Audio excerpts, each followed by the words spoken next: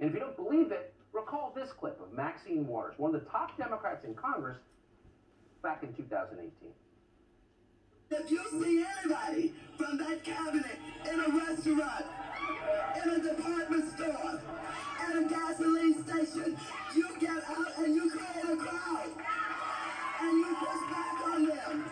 And you tell them they're not welcome. So because there are still geniuses on the internet, this is such a great story. An anonymous user on Twitter remembered that moment and decided to conduct a social science experiment.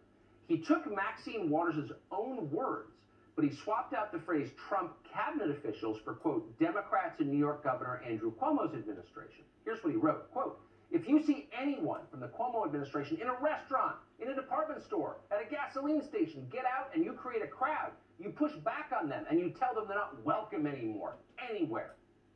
So how'd that go over? Once it wasn't Maxine Waters who was saying it, well, of course, Democrats in New York are apoplectic. This is appalling and dangerous, barked a Democratic New York State Assemblyman called Carl Heastie.